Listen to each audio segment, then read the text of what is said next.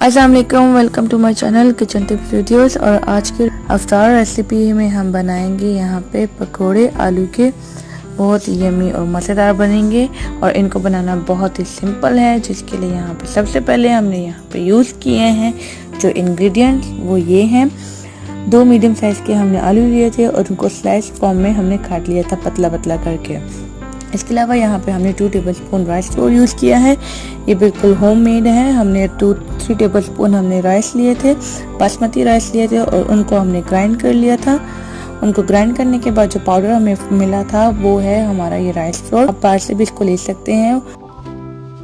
1 tablespoon हमने यहाँ पे यूज़ किए हैं चिली फ्लेक्स।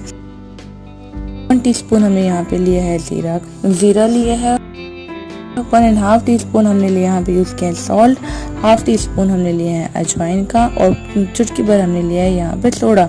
1 कप हमने लिया है यहाँ पे बेसन का, दैट इज ग्राम फ्लोर। और पानी हम लेंगे यहाँ पे भूनने के लिए। तो चलिए बनाते हैं।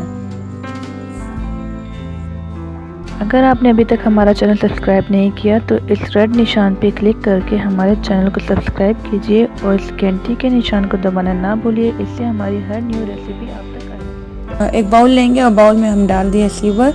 हम डायरेक्टली जो है वो बेसन को नहीं गूंदेंगे क्योंकि इसमें लम्स रह जाते हैं। तो सीवर में हम पहले इसको सीव कर लेंगे, अच्छे से हम इसको छान लेंगे। छानने के बाद हम फिर पकोड़े बनाएंगे।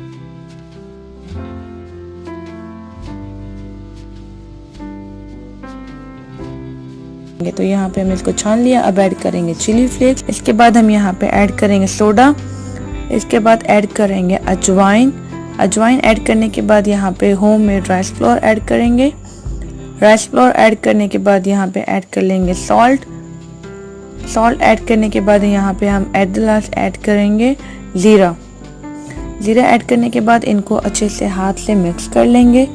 जब ये हाथ से अच्छे से मिक्स हो जाए देन हम पानी की हेल्प से इसको गूंदेंगे।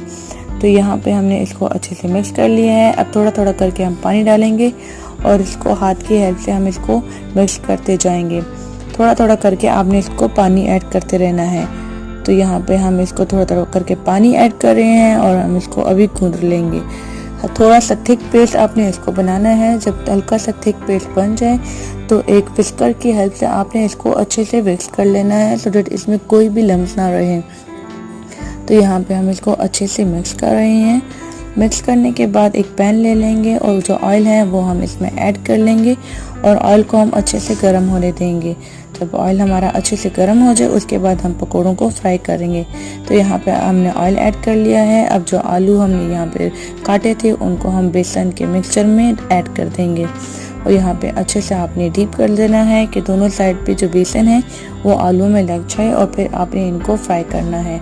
तो यहाँ पे हमने इसको डीप कर दिया था। अब इसको हम एक एक करके फ्राई करेंगे और गोल्डन ब्राउन होने तक हमने, जब तक दोनों साइडों से हम ये गोल्डन ब्राउन ना हो जाए तब तक आपने इनको फ्राई करते रहना है।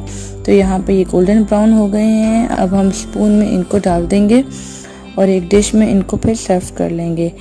तो यहाँ पे ये वाले जो पकोड़े हैं वो रेडी हो गए हैं। अब इसी तरह जो है बाकी पकोड़ों को भी हम रेडी कर लेंगे और डिश में सर्व कर लेंगे।